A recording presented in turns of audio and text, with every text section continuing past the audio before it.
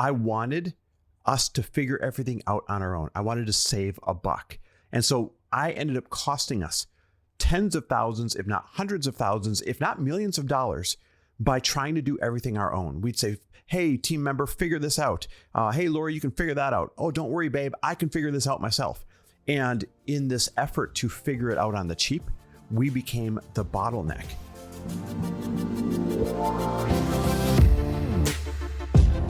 Welcome, everybody, to the Chris Harder Show, where we are making you unapologetic about your pursuit of success, knowing that when good people like you make good money, they can then do great things. My name is Chris Harder, and several times per week, I will bring you epic guests, solo episodes, and every single tool, trick, and skill set you need to grow your business, grow your money mindset, and to grow your wealth to levels that you have never reached before.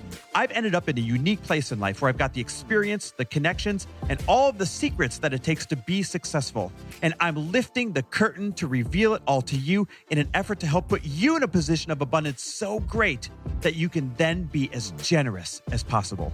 So let's lock arms and let's get started. And we're back with another episode of He Said, She Said. And babe, we're not just back. We have officially opened the greatest program that we have ever designed in our entire life, the Mentor Collective Mastermind, which is the most supportive mastermind on the entire internet. And the way that we know that is because that is the mission statement that we started a year ago building backwards from. We said, we're going to build the most supportive mastermind on the entire internet. No fluff. All hands-on action. I love the way this thing is designed. One-on-one coaches, answers on demand, weekly calls, resources, you name it. Everything's there. Now, there's limited seats because of the one-on-one coaches and because of all the very intimate resources to help you with your business. And because there's limited seats, you need to rush over right now to loriharder.com/mentor and grab a seat if there's one open. Seriously, rush over, hit pause, and go to loriharder.com/mentor. And if you see a seat open, grab it, because this is going to be the greatest collection of up and coming entrepreneurs who are earning under $500,000 with the desire to get past that mark. We're going to make them collaborate, and they're going to have lifelong relationships, getting each other's back. I can't wait. So go to loriharder.com/mentor, and we can't wait to work with you. And speaking of working with you, boy, in the elite level mastermind, what was the most common theme that kept coming up when we ran it a few weeks ago?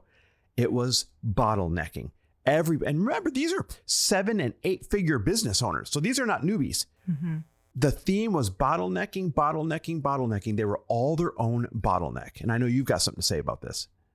So that's what we're going to talk about today. Are you the bottleneck, and how to stop playing victim in your business? So we're going to give them questions that they can walk through to know if it's a you problem. I love this, workshop style. Yes, workshop style. So I want to make sure that anybody listening, maybe they've, been in a place where they're thinking that it's the people that they're working with, but really understanding that maybe it's you is the most empowering place to be. So here's how to know if you're the bottleneck. Here's some signs that it just might be you who's the problem. Are you constantly overwhelmed? Are you micromanaging everything? Are you blaming external factors like the economy, the team, the timing?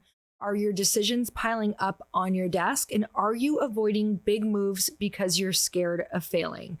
Chris, tell me a couple times in business when you realized you were the bottleneck. I caused the biggest problem in our growth when we were first getting started with our personal brands and we were doing events and courses and all that stuff, because I wanted us to figure everything out on our own. I wanted to save a buck.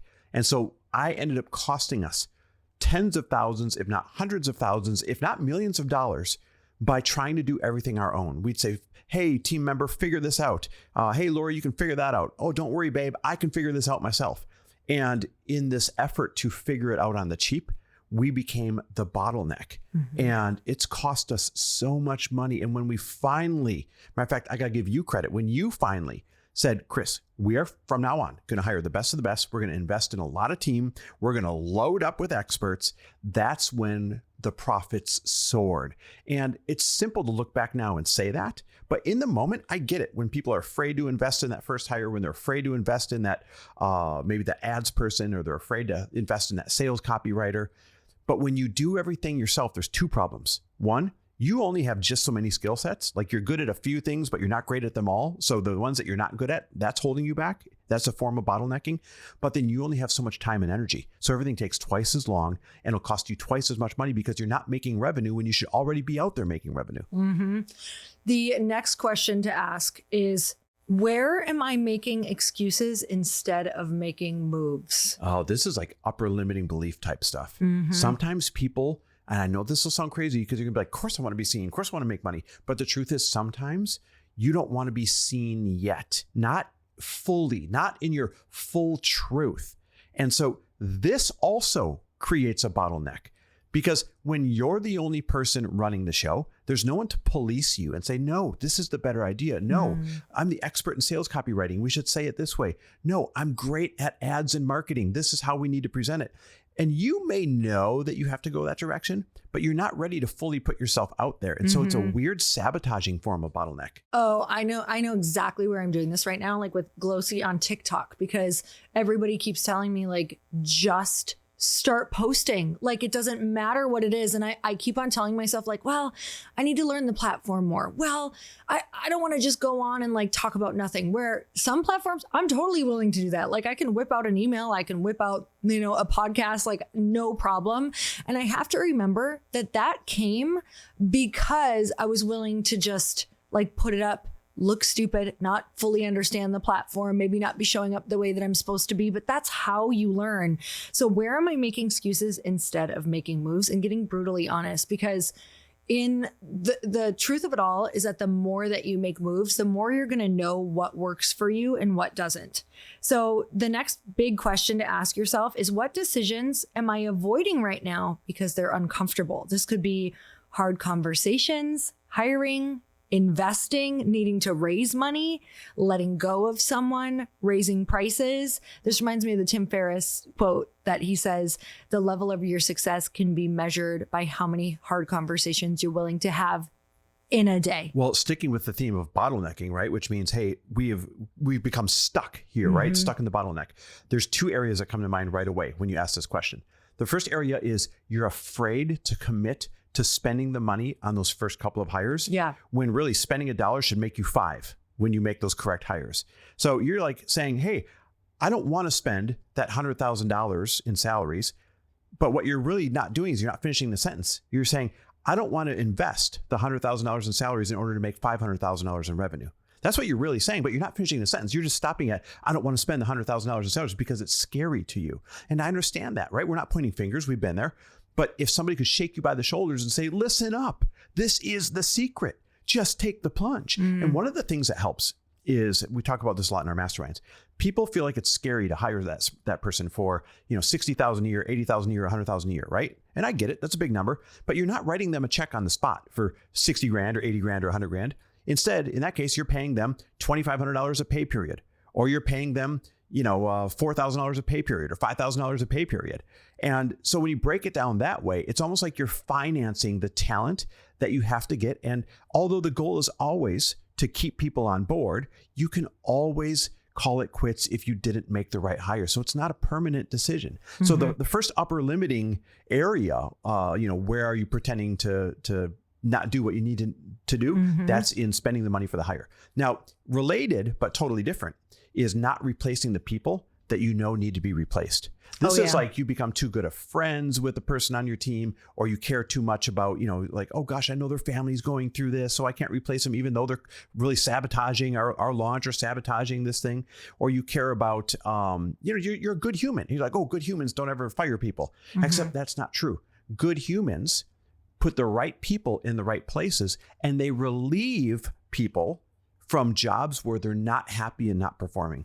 A lot of times you think, oh my God, I'm going to ruin this person's life if I fire them and tell them, hey, you're not cutting it. You're not performing well enough. But the truth is they already know. And they're probably stressed every day from the time they get up to the time they finish work, and even at home afterwards saying, I know I'm doing a bad job. I know I'm letting them down. So it's stressful for you because they're hurting your company and they're hurting your efforts. And it's stressful for them because you're letting them drag it on. And even though they know they're not performing, and that's a horrible feeling. So the best, kindest thing to do in that situation is to tear the Band-Aid off and put them in a different position or cut them all together and rehire somebody more qualified. Another one is not asking for help because it's uncomfortable. Not asking people who are ahead of you, maybe not joining something. This truly is makes me think of our launch coming up. And there are a lot of people right now who need questions answered. They don't know their next steps. They're wasting so much money on bad decisions. They're wasting money on bad hires. They're wasting money on not knowing where to put their money. And this was totally us until we got mentors and we could pass everything by people. So this is really huge, you guys. This is very real. This is not just a, hey, join our mastermind that we have coming out. This is join anyone's anything. We would love you in ours, but truly, if you want to skip the line and stop wasting money, if you and I would have gotten help sooner and asked people sooner, we were just like, oh, we'll figure it out. We'll figure it out. Feeling like stupid to ask people. Well, I'm laughing because what we were afraid to spend in mentorship is like 1/10 of what we were missing out on in revenue, or 1/10 of what we were spending in the wrong direction by keeping the wrong people on or doing the wrong advertising campaign. When we went, for example, into Lewis's mastermind, and he said, why are you doing this?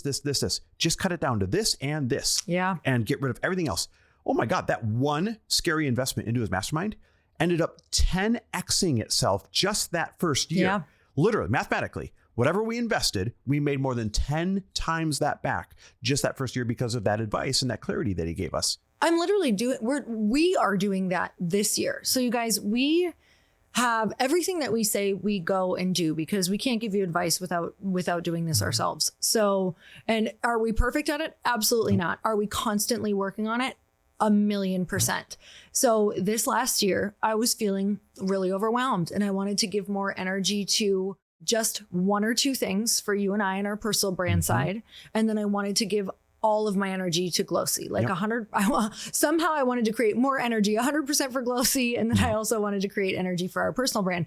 And I was doing so many different things on different days. And it was like destroying my week. It was draining all of my energy. So I went and masterminded with quite a few different women. So one group I masterminded with, and then Natalie Ellis, who's my co-founder in Glossy, she is a brilliant businesswoman who is so focused in linear. And I sat down with her and she looked at everything that I was doing. She's like, you need to streamline this. Like your energy is leaking everywhere. If you just focus on, now I run the Elite Mastermind with you. That's so streamlined for me. And then we're launching this Mentor Collective Mastermind. And this really is what all of my energy is going towards along with Glossy. And I feel so much better. I'm far less of a bottleneck in all of the things that I was trying to move forward, because now I'm like, what can I really give my energy to? What can I give 100% to? So that has been huge for me, where I realized I was actually completely avoiding looking at like, where do I need to focus in? And I was staying really busy and distracted with a lot of different things, thinking I needed to be everywhere, when I had the realization after talking to some mentors, they're like, you're going to thrive so much more. Your businesses are going to do so much better if you pull back. And they couldn't have been more right. We already saw the benefits of that at the beginning of this year. And people, you said, hey, we practice what we preach. I currently spend $120,000 a year on one of my mentors, right? $10,000 a month. Best money I've ever spent. You just spent thousands on a course to learn social media, and you're so excited. And I'm watching it change right before our very eyes. Like, yeah, we spend a ton of money on mentorship and learning because we are forever the student and it's the shortcut. And so if you're holding back on doing that, don't complain when things aren't working out. Don't complain when you're not making enough money. Don't complain when everyone else around you is growing and you're not, because the truth is you're not investing the money to get the return that you would get if you did so. I'm going to say something that is like one of the most important parts of when you join something too, no matter what you join, like join with intention. If it's a mastermind or if it's a group or whatever it is, because, I joined this social media membership because I wanted proximity to the people who started it. And not only are they experts and did I want to learn from them, but I know that when you're in groups, if you want to meet someone, learn from them, be in that world, that joining their stuff really helps. And it gets you proximity to different people.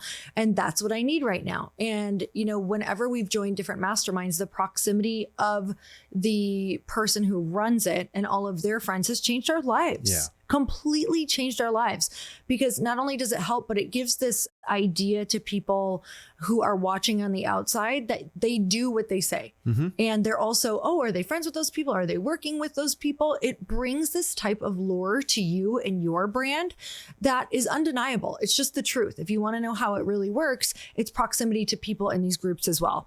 So the next question to ask yourself is, if my team or the people around me mirrored and repeated my energy, my habits, and my attitude, Ooh. would they thrive or crash? This is interesting, because one of the limiting beliefs when it comes to, let's say, hiring team is no one's going to do it as good as I will.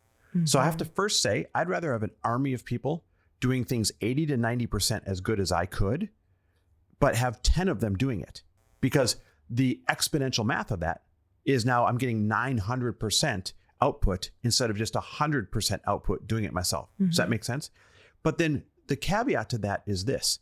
Once you hire the right people and you say, okay, I'm okay with the 10% margin of error, you still have to set the pace. You still have to set the standard. You still have to lead by example. So that doesn't mean like, hey, just because they're going to be 80 or 90% as effective as you might be if you did it yourself, that doesn't mean that you can suddenly be 80 or 90% as good in your own skill sets. You have to show your team what it looks like to show up at 110% every single time in your energy, in your pace, in your example, in your effort. And during the lows, you can't get too low on the lows or they're going to follow you. And on the highs, it's great to celebrate, but you can't get too high on the highs or they're going to get high on the highs and they're going to start getting high on their own supply and then they're going to take their foot off the gas. So it's up to you to set the tone and keep the pace all the time, regardless of what's going on around you, and your team will follow suit. The next question is, what am I tolerating that is dragging the whole business down? Well, most people are going to answer mediocrity here, and they know it. They know it. All you have to do is look around at people with similar businesses.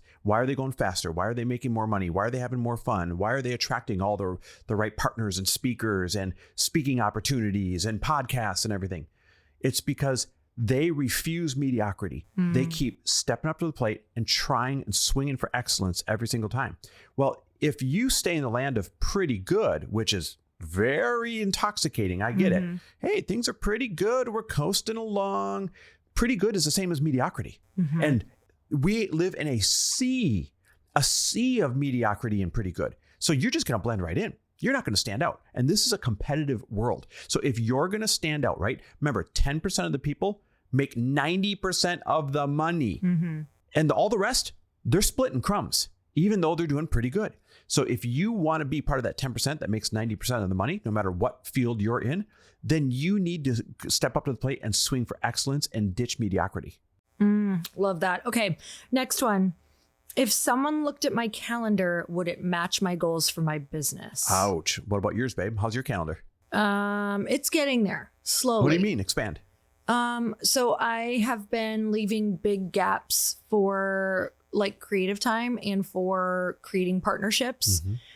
And some days I get to it and some days it gets filled in because you know how startup life goes. It's very, I'm definitely talking to the entrepreneur right now when I say it truly is a challenge when you are in a startup and you have limited team members, that things in your calendar get filled in, meetings come up, the most important things come up. So you need more than you think, meaning most pressing things in your business can come up that you have to deal with that day. A fire comes up, whatever it is. So if you feel like you need free time to create those partnerships or network or whatever that looks like, that really moves the needle, you need to schedule more time than you think. It's funny because if you looked at my calendar, you know exactly what my goals are. Like my protected time in there for my workouts gets laid down first. Time with family, like creating memories here, memories there, that gets laid down first. And then there's still plenty of time on the calendar for Frello to hit and for all my clients to hit. And when you look at my calendar, you can look and very clearly say, okay, this is a guy that is spending, 40 to 50 hours a week on his dream business, Frello, and spending 20, 30 hours a week on clients, which pays the bills, and still has plenty of time to do lots of things with his family, mom dates with you, going on little trips, experiencing life. And most importantly, one of my goals right now would be as fit as I possibly can this year and come back from this arm injury where I tore my bicep. You see all of that on my calendar right now. You can look and see where all my physical therapy appointments are. You can look and see where all my workouts are. Those things go down first, and there's still plenty of room in the container for you to have concentrated efforts on everything else that has to get done. So yeah, my calendar would reflect what my goals are. But the question really is a rhetorical question for everyone listening. This is your chance to check in with yourself and say, if Lori came and knocked on your door, if I came and knocked on your door and said, hi, we're Chris and Lori. We heard you're a listener. Show us your calendar and we'll tell you what we think your goals are. Would we be able to guess, number one, what your goals are, and number two, how successful you're going to be? And would you be afraid to show us? Okay, so we should do that. We should go door knock listeners. How fun would that be? I mean, door knocking listeners would be fun. We should be surprising. That would be a fun Would campaign. we bring like the old publisher clearinghouse, like, hey, we got a big check for you. That was like the 80s dream. That like was. Someone was going to knock on your door, bring With you $1 million balloons and bring check, you a and check. somehow you're Like gonna be that rich was forever. just, the 80s was all about someone else saving you. Yep. Like whether it was Disney, Yes. Disney movies, or Publishers Clearinghouse. It was either a Disney Prince or Publisher or Clearinghouse. Star Search. Or oh Star my Search. God. One of Or those Star three were going to Search. save you. It was gonna save me. Or I remember when America's Next Top Model came, I was like, is someone just gonna like pluck me off the street now? Yeah, someone's going to pluck you off the street. right off the street where and say, you go and they say, oh, you're the perfect model. All we need is $5,000 for your training I was program. going to say, and that's exactly what happened to me. Someone was was the like, biggest oh, scam in the you 80s should be and a 90s. model. And they're like, except pay me $5,000. I was like, oh, I should have known better. Okay, so here's the cool part. If you're the problem, you're also the solution. Yes. You've been the solution. All along. All along. You've been the solution before. Look back at your business when you were stuck and you were able to get yourself out. You can do this. It's not going to be all at once. We're going to fix one problem at a time. But here's a couple different things that are going to be a solve for the things that we talked about. So this one is kind of a no-brainer, but even though it was a no-brainer, I wasn't doing it, you guys. You have to create days for each specific tasks that you're doing. So I really like to create specific days just for the podcast because our brains do not like to switch tasks. No. So if you have a creative day, maybe keep that on, a Monday or a Tuesday. Wednesday, if you have meetings. Thursday is my podcast. Friday is another creative day. And what happens in scheduling is that as things start coming up, you're going to be real tempted to put it on your creative days and be like, I don't need that. I don't need that day. I'll be just fine. And all of a sudden you have scheduled it away. I promise you, this is what's going to happen. And so you have to keep trying over and over and over. And the funny part is that you're going to think that people aren't going to be able to move their schedule. They'll say, no, I'm sorry. It's just that Tuesday. And you'll have to be firm and say, well, I'm sorry. I only take podcasts on Thursdays. And it's amazing how their schedule all of a sudden clears up. The most certain, if I could ever leave you with anything, remember this, the most certain person in any conversation always wins, period. So be certain with your calendar. Oh, I'm so sorry. I only record on Thursdays, but I would love for you to be on the show. Let me know if there's a Thursday you can do it. Oh, suddenly Thursdays clear right up. We learned this all the way back in network marketing when people are like, oh, you want to bring them onto your team and they're like a dream business builder, right? And you'd say, oh gosh, I can only talk Tuesdays and Thursdays.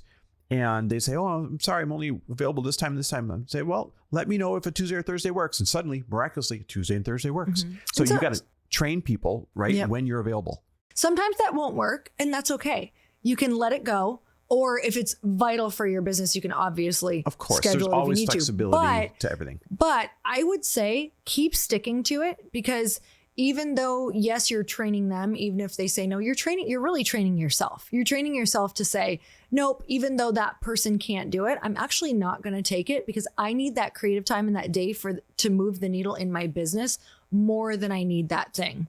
Okay, the next one is to set deadlines for uncomfortable decisions and discussions. Oh my, uncomfortable decisions and conversations. Yeah. Nothing makes you follow through on this more than sharing it with a mentor or a group of people let me tell you, when I had my mentor and I needed to let someone go, I was like, oh my God, we've already had the conversation. I told this person, I know that I need to let this person go. And nothing held me to it, like knowing my mentor was going to get on a call with me the next week and ask me if I did it. It's accountability. Like that's why our new program, the Mentor Collective, works so well, because we have weekly calls. And if you say, hey, here's my question, what should I do with this person? And we say, you got to let go of them. Mm-hmm. Like, here's why they're costing you.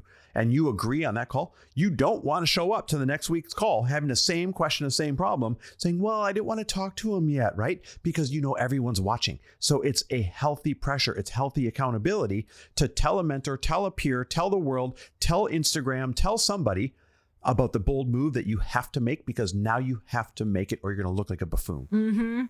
The next one is to invest in a group or in mentorship that makes decisive action the norm. Yeah. And if you're around a ton of people who are taking massive action and it's like, hey, this week is an integration week, we're actually going to go and do all the things that we said we're going to do and that we worked on and that we set as goals. And as a group, we're going to go and do this. And that's what we're going to do in the Mentor Collective Mastermind. And you're going to go move together. There's nothing like knowing everybody is doing this. We're all in this little bit of pain. We're all tearing Band-Aids off right now. We're all going to come back and report our wins. That's what changes the game. Every single time I've done that with people. And I can look back and say, oh my gosh, there were huge moments where I actually committed to a group of people where if I wouldn't have committed that goal, I would never be where I'm at today. It happened to me in Lewis's mastermind the first year we're in there. I was like, yeah, I've got this podcast I want to do. I paid, $18,000 for a domain name last year and I'll get around to it. They're like, no, you won't. What date do you want it out by? I'm like, such and such date. They're like, great. What's the first step you have to do to get there? I'm like, this step. And they're like, by when? And I was like, oh shit, they mean it. Said by this date. What's the next step? And by when? And what's the next step? And by when? And my peers in that mastermind held me accountable to not getting it out on time, but getting it out early after it sat on the shelf for a year with the best of intentions of getting to it, but I never did. And it changed my life forever. Mm-hmm. The last one is to assign ownership and stop being the catch-all for your team. Assign ownership and assign deadlines. And I am still learning this and how to do it to really create the right KPIs for myself and for my team, and to set those deadlines and create that accountability within your team. And this is a huge one because how many times have we fired off to all of our teams throughout the years and been like, this is what we want done and this is what we want done. And we create these endless to-do lists for them with no prioritization of what is most important or when they get done. Yeah. And sometimes that's what you take a while to learn, right? If you're new in business and you've just made your first $100,000 or first couple $100,000, you don't realize the importance of true measurables, true KPIs, true schedules, true deadlines, everything that we've been talking about. And that's one of the things that we teach in the Mentor Collective. I'm just going to give a shameless plug right now. We literally have built the most supportive business program on the entire internet, the most supportive mastermind on the entire internet, because you show up for your peers and we do forced collaboration. We put you on a pedestal in what we call teach back. So you're exposed to the entire group so they understand what you're trying to do and what you're good at. We have coaches that we put on salary with our money so that they are answers on demand, meaning when you have that answer about or that question about your business, all you have to do is send it to the coach whose area of expertise it is. We've got a legal coach and a marketing coach and a social media coach and a podcast coach and a hiring and firing and leadership coach and an AI and tech coach. We have covered every single aspect. So when you have a question in that moment, you fire it off to the appropriate coach and then they get back to you. That's what we call answers on demand. The weekly calls, everything. We designed it working backwards from that statement. That's going to be the most supportive business program ever on the internet. And we have pulled it off. So whether you want to learn about KPIs, whether you want the accountability, whether you want to meet other people that you have to show up for, whether you want to meet other people that you can, turn into your ride or dies, when you want to be around people that will hold you accountable, this is where you find them. It's where you and I found so many of our friends many years ago that are still business partners and friends and investors and everything in our life right now. You're going to find the same thing if you join this program. Don't invest for today. Of course, you'll get an ROI right away, but invest for your future self. Invest in this program, which is wildly affordable. We were able to make it so incredibly cheap for what you get.